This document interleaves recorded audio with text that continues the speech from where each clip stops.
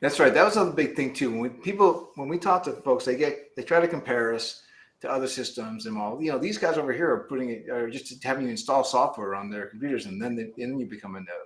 And we took the opposite approach for several reasons, right? First, we didn't want people to have to partition 2 terabytes worth of storage on their hard drive. Secondly, we didn't want people to have access to the game data, so it's more secure for the game developers to be on our node than it would be to be inside of a container on Windows. And what am I leaving off? There are other reasons. So, like, if we could have like a program on your computer that can control your computer, that means that we could get everything from your computer. Right. So, and all our operations, like, mainly are also inside of root. So inside of like the core of the PC. Right. So that's not optimal. Right. So security, safety, speed. There's many reasons to have the operating system separated from the home gaming storage space. Exactly. Yes. And again, the other thing that I keep on catching, and you've probably seen this too now. We've looked at other competitors in the space, and again, it just seems like that they're. I feel like I've maybe said this in other AMAs. They're decentralizing the part that could stay centralized, and they're keeping central the part that's most important to decentralize, and that's the Windows streaming. Yes. That's true. Yeah, that's really interesting indeed, because the security aspect, we say, okay, you can entirely do that. You improve the user experience, you improve the security by separating that on the dedicated disk. But then the actual streaming, what you see with other parts in the space, it happens on a centralized server, and it's very mysterious why they go for that approach.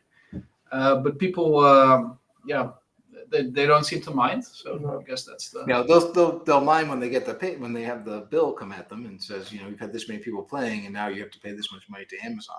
Yeah, or they consider it like a first step, right? Because it is easier to just go for a CPU-based node that just validates transactions, so to say, than doing a node entirely decentralized, where you do need like things like a custom operating system. We immediately go for the fundamentals, and then later on we may want to expand some things and having validators doing like the additional matchmakers and game servers. Right. But for us, that's for later on. I think like how I look at it is, I find it a bit deceptive in what they are saying, because like it's not really deep in what they're doing, and like they don't tell you about like the security considerations or risks. Like I like the approach that we have, that okay, full transparent. We don't want your data. We're going to make it harder for ourselves, but we want to make sure that our customer basically is guaranteed that it's safe.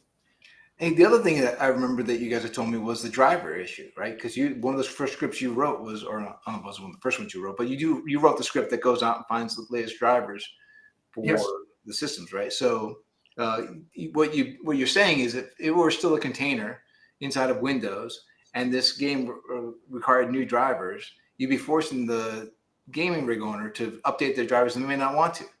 Exactly. Yeah.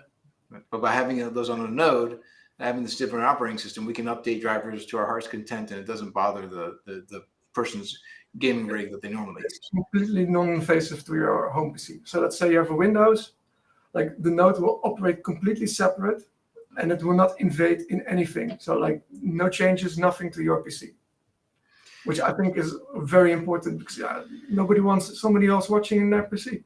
No, right. I've got things on my PC I know that I don't want people to know about. Oh. Yeah. I'll edit that part out. YOM.